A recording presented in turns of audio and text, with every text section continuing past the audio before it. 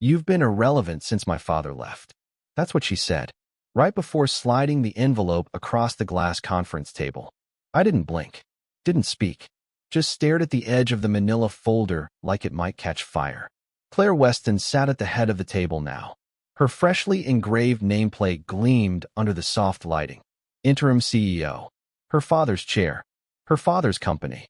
And now, in her eyes, no place for me. "I hope you'll respect the decision and exit professionally," she added, like that was some kind of favor. I looked around the room. People I'd hired, mentored, covered for during their screw-ups. Not one of them could meet my eyes. Except for Claire. She was practically glowing.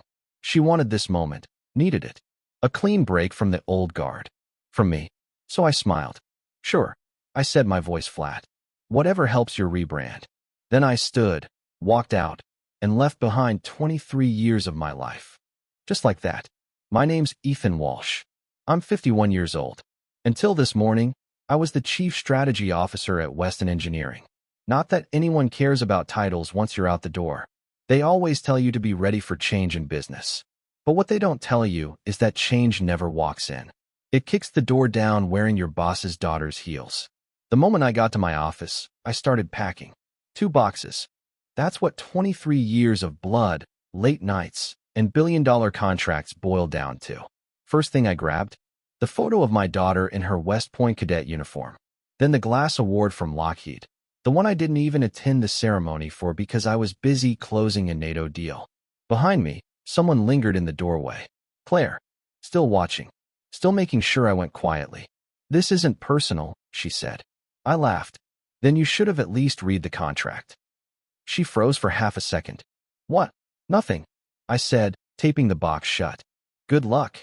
I watched her face twitch, just slightly, and then she turned on her heels and walked out. Let me give you the abbreviated history. Martin Weston founded the company in '92. Military-grade engineering for U.S. defense contracts. I was employee number 6. Back then, Weston was a rented hangar and 3 workbenches. I came in with a fresh MBA and 0 illusions. I wasn't trying to save the world. I was trying to build something solid. And we did. Over 20 years, I helped grow Weston from a regional contractor into one of the most trusted private defense partners in the U.S. I knew what clients needed before they did. I kept the trains running while Martin played visionary. Then, 6 months ago, Martin had a stroke.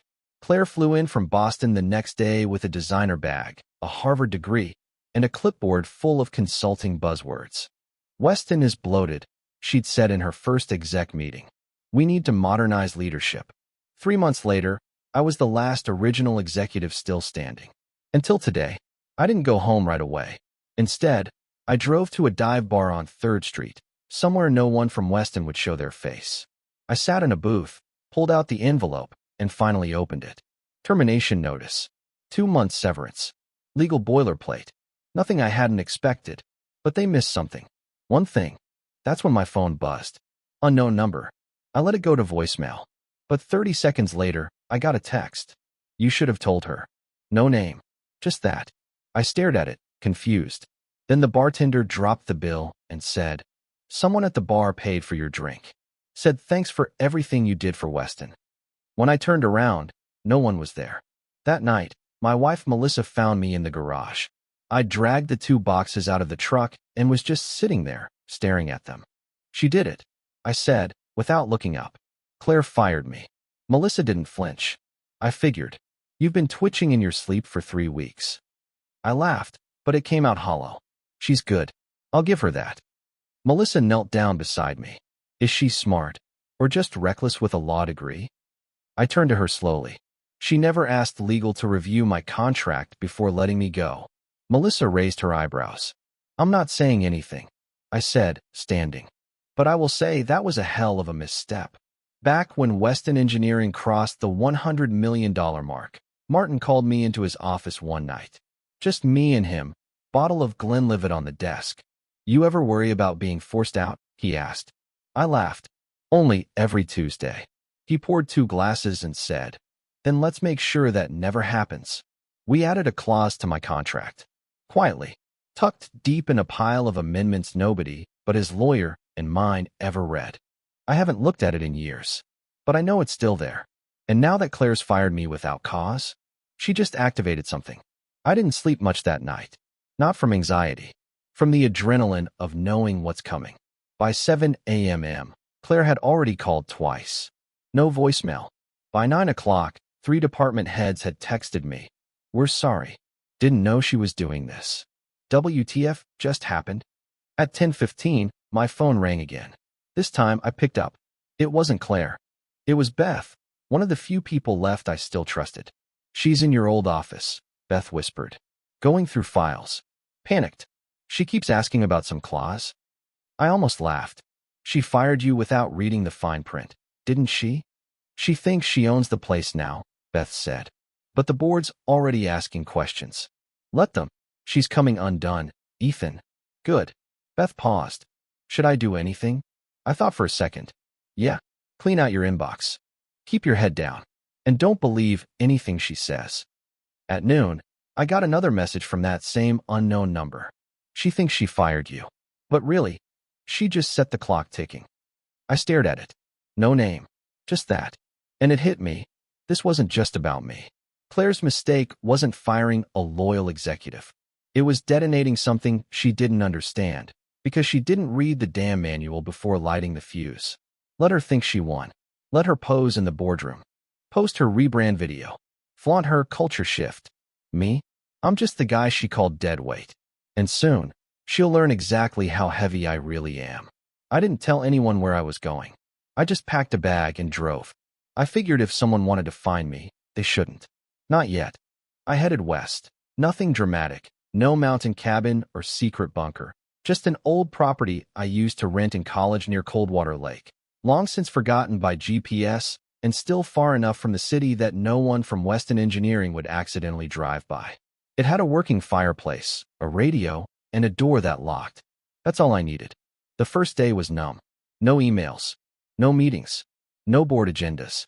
Just the ticking sound of wood cooling in the stove and the silence you never realize you're missing until it's all that's left. I stared at the ceiling, unsure whether I was grieving, decompressing, or quietly cracking down the middle. I cooked eggs.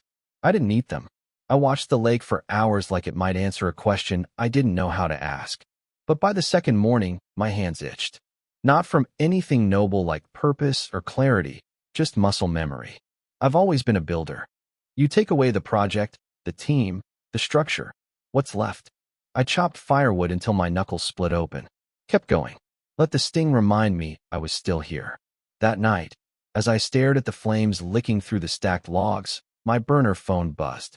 One new voicemail. No caller ID. Just a clipped voice I hadn't heard in a long time. Ethan, it's Garrett from the board. Claire, she's making moves I don't think she understands. We need to talk. Call me. I didn't call him back. On Wednesday, Melissa showed up without warning. She didn't knock. Just walked in like it was still our house and started unloading groceries onto the counter. Cabin smells like pine and regret, she muttered. I glanced at her over the top of my mug. Didn't think you'd drive out here. You didn't think I'd find you this fast. She held up a printout from the local hardware store, receipt with my name on it. Kindling, propane, canned beans, and 3 notebooks. You're not subtle, Ethan. I said nothing. She leaned against the counter, arms folded. So, you just gonna rot out here? Let her rewrite everything you built?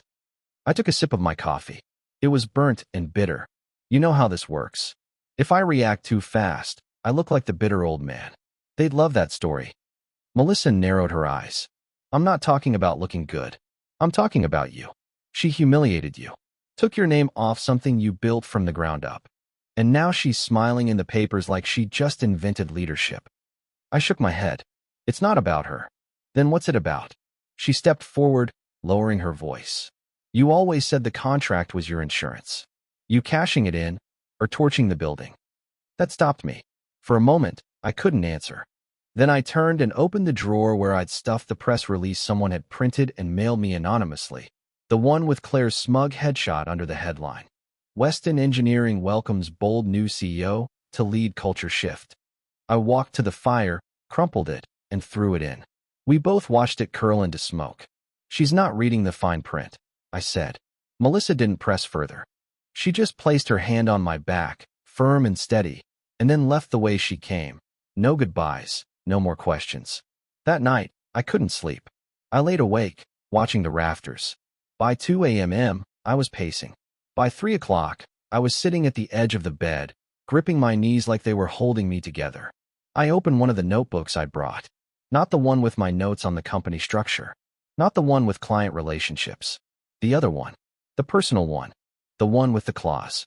Not the full text. Just one line I'd written in my own handwriting years ago, underlined twice. Clause 19B only activates under termination without cause plus executive title change. I traced the underlines with my thumb, not to remind myself of what I had, but to remind myself why I waited this long to use it. On Thursday, the texts started coming in again. Beth, she's in your old office. Keeps asking legal about something called 19B. You know what that is? Then another, 20 minutes later. Beth again. She snapped at Marcus. Something about a legacy clause interfering with the equity restructure. You do know what 19B is, don't you? I didn't reply. Then one more.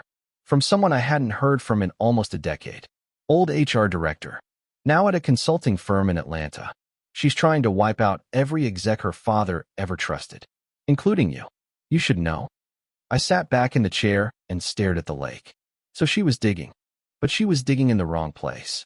Late that night, I did something I hadn't done in a long time.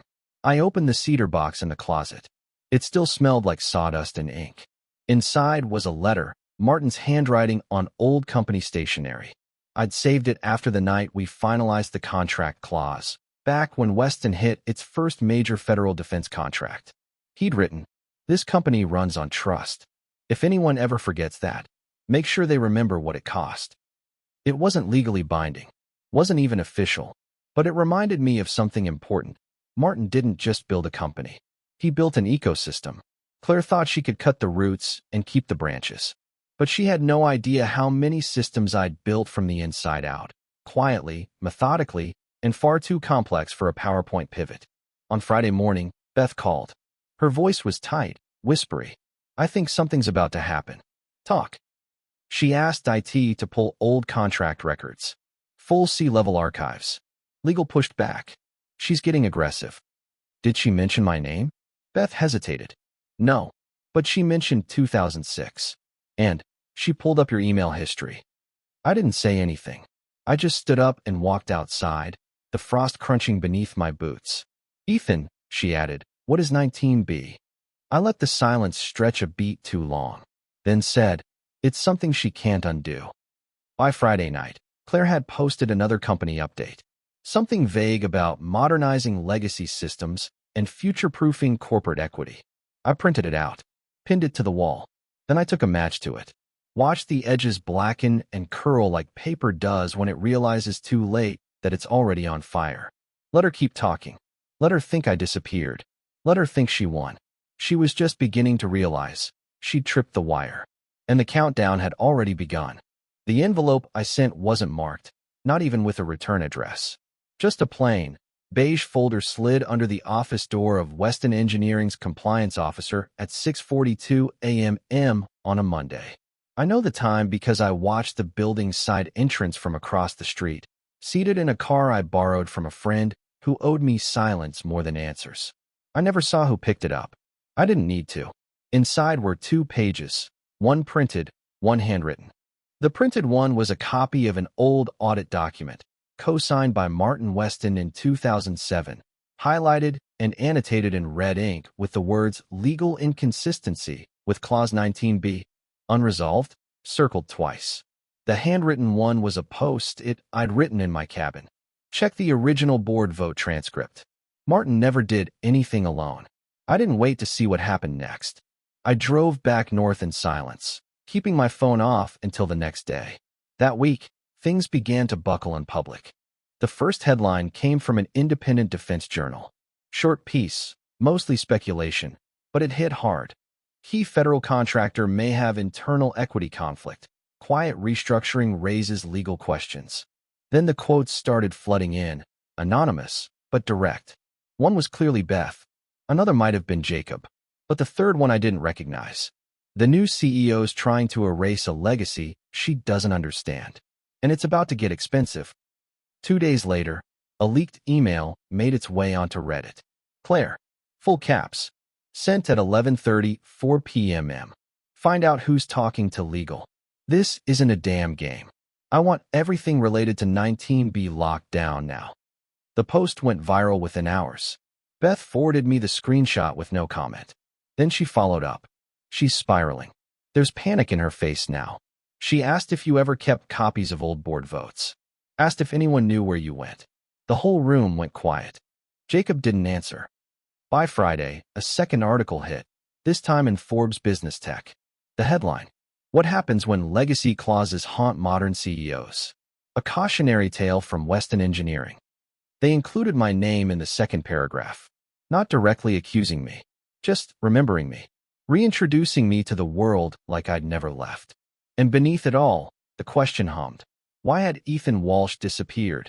And what had Claire Weston accidentally stepped on in his absence? I spent that weekend organizing my notebooks, making sure timelines lined up, making sure I hadn't missed anything critical. I didn't plan on using most of it, but I wanted it ready, because something was coming. I could feel the weight in the air, like barometric pressure dropping before a storm. On Sunday afternoon, Jacob called. He didn't say hello. She thinks you set the whole thing up from the beginning, he said. The leak, the audit, the email trail. She's telling people you wrote Clause 19B to trap her. She's not wrong, I said, but she's not right either. Jacob was quiet for a second, then said something that stuck with me. You know what her real mistake was? She forgot Martin never did anything without a witness. Every clause he approved, every contract he signed, someone else was in the room. Someone else remembers. That's the part she doesn't understand. She thinks the paper's the only thing that matters. But the paper has fingerprints. I leaned back in my chair. And those witnesses still alive? Some are, he said. Some aren't. But one of them's talking. She just doesn't know which. That night, I got a voicemail I didn't expect. It wasn't a threat. Wasn't a scream. It was quiet, clipped. From Claire. You should have told me. I didn't read it. I didn't read any of it. I thought I could just fix everything. You were never supposed to be in the way. She paused. I'm not sleeping.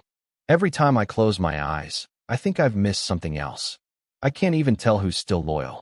If this is you, just tell me what you want. She didn't leave a callback number. I sat with that message for a long time. Not because I felt sorry for her, because I didn't, but because I knew that feeling. The moment you realize the silence around you isn't empty, it's stacked, waiting to come down. And for one brief second, I wondered if I had gone too far. Not because she didn't deserve consequences, but because maybe, just maybe, I underestimated how much her identity was built on the illusion of control. Take that away, and what's left? Not power, not legacy, just noise. The next morning, I walked down to the lake and watched the fog lift off the water. My phone buzzed. Beth again. She didn't come in today. First time she's missed a Monday. I didn't ask why. Beth told me anyway. Rumor is, the board called her in Sunday night. Emergency session. 3 hours. No assistance allowed. Did Jacob show? He did. And he wasn't smiling when he left. I kept my eyes on the water. The sun was finally breaking through. Any fallout? One director resigned this morning. Claire hasn't said a word publicly. But here's the weird thing. She had security scan your old office. Not for files. For bugs. I blinked. Bugs. She thinks you're listening. I almost laughed, but stopped myself. I'm not, I said. Beth's voice softened. But if you were, what would you say? I didn't hesitate. I'd say, check the witness logs on the 2007 equity vote. Then look at the date she signed my termination. Then ask yourself why the compliance officer got an envelope with no name last Monday morning. Beth went silent. Then she said, you're not just playing the long game. You designed the board. No, I said. Martin did. I just remembered how it worked. By Wednesday, Claire posted a video, something PR must have begged her to record. It was meant to be reassuring, strong, a message to stakeholders. But her eyes told a different story. The script said strategic realignment, but her posture said survival mode. She ended it with the words, we're in a transition season. Weston Engineering is evolving, and evolution always causes discomfort. The video was pulled down within 24 hours. Someone had posted a comment beneath it that hit too close. Evolution didn't make her CEO. Nepotism did. Now karma's finishing the job. I sat on the porch that evening with the fire pit lit and my notes stacked beside me. I knew what came next. The final collapse. But for now, I just sat there, watching the glow of something old burn down to ash. Because the truth was simple. I hadn't said a word to her face. I hadn't posted a single accusation.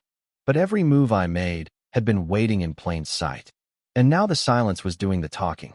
The news broke on a Tuesday morning, just after the market opened. I didn't find out from a press release or a text. I saw it on a TV mounted in the corner of a diner somewhere along I-87. One of those little roadside places where the eggs are rubbery and nobody asks your name. The sound was low, but the headline crawled across the screen in that bright, clinical red. Weston Engineering announces CEO sabbatical amid equity dispute. And right below it, in a smaller caption that was clearly not company approved, "She didn't even read the contract," says anonymous source. That was the first crack in her armor that went public, and it wasn't quiet. By noon, a screenshot of her resignation email had made it on a Twitter posted by someone on her own marketing team. I knew it was real because the signature line read, "Claire Weston, CEO, until further notice." It wasn't a resignation, it was a surrender dressed in corporate jargon. What came next wasn't just resignation, it was spectacle. A short video leaked from inside Weston's headquarters, just 15 seconds long. The camera was shaky, but you could clearly see two interns wheeling her nameplate and desk items out of the corner office. One of them held up a coffee mug, read the inscription, "Inherited power isn't earned," and snorted. In the background, someone muttered, "I give it a week before legal wipes her name off the site." That clip went viral, not because Claire was a household name, but because poetic justice always travels fast online. She never called me, but she didn't stay silent either. 3 days after her exit, I got a package. No return label, no sender. Just a thick, black envelope and a box wrapped in unbranded matte gray paper. Inside the envelope was a printed resignation memo, not addressed to anyone specific, but highlighted in her own pen. 2 words underlined 3 times near the bottom. Irreparable misjudgment. She'd written something beneath it by hand. 4 words. Nothing more. You always knew, didn't you? The box held the copy of Founders Equity and Governance I kept on my shelf, my original one, the first edition Martin had handed me after our second government contract cleared. There was a post-it on the inside cover. Her handwriting again. Page 147. I get it now. I flipped to it out of instinct. Page 147 was the beginning of the chapter one used to quote back at her when she was still just Martin's daughter shadowing board meetings. Power retained through paperwork is only stable when the paperwork is understood. She never understood it. Not fully. And when she fired me, she proved it. The clause was never meant to be a weapon. When Martin and I wrote it into the legacy agreement, it was a safety valve, buried deep in legal language, triggered only by arrogance and negligence combined. It granted me 25% of Weston's equity tied to legacy patents, yes, but it also came with something else, something even more valuable. It granted me proxy voting rights, not board membership, not stockholder interference, just the ability to vote on any shareholder resolution tied to the original trust, including the removal or appointment of executives if the legacy equity structure was materially altered. In other words, I couldn't tell the board what to do, but I could make them listen. And I didn't use that clause immediately. I waited. Let the numbers hit first. Let Claire spiral. Let the silence thicken until the boardroom's oxygen dropped. Then I filed it. Quietly. Legally. 1 vote. A single vote. And the board, already nervous, already watching the fallout ripple through investor calls and news feeds, took the hint. Jacob told me later that when they reviewed the updated proxy sheet and saw my name listed with an active vote attached, Claire went dead silent for 30 full seconds. Didn't speak. Didn't blink. Just stared at the page like it had spoken back. She realized too late, Jacob said. You weren't coming for her job. You were coming for her story. Beth was the one who sent me the final image. Not a headline. Not a legal doc. Just a photo. Claire's nameplate. half buried in a cardboard box next to a framed print of her father standing beside a prototype drone model. Both items stuffed unceremoniously under a pile of loose papers and in used stationery. No ceremony, no honor, just leftovers from a legacy she thought she could control. Beth didn't add a caption. Didn't need to. The message was clear. This wasn't a quiet transition. This was an erasure. Melissa met me for coffee again the following week. She slid her phone across the table. They're saying Weston's stock dipped 9 points. Contracts under review. New interim CEO, trying to hold things together with zip ties. I didn't touch the phone. She watched me for a moment, then said, "They still don't know the full story, do they?" "No. You're going to tell them?" I shook my head. "I already have. Just not out loud." Melissa leaned back in her chair and sipped her coffee. Then, with a slight smirk, she said, "You never were good at sitting still. So what now?" I didn't answer right away, but my phone buzzed. I glanced down. A new message. Unknown number. "Heard you're free. Interested in building something clean?" R.A. I didn't smile. Didn't respond. Just turned the screen face down and said, "Not Weston. Not again." Melissa raised an eyebrow. "So you're done?" "No," I said. "Just choosing a better blueprint this time." I never raised my voice. I never stepped foot back in that office. I never threatened, or pleaded, or demanded to be heard. But I was. And not because I spoke, but because when she fired me, she tore open a legacy she didn't understand. She made assumptions. She moved fast.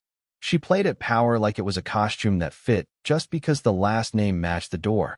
But power has memory, and memory has ink. The clause wasn't revenge. It was insurance. She didn't read it, but the numbers did. And by the time they caught up to her, she was already gone.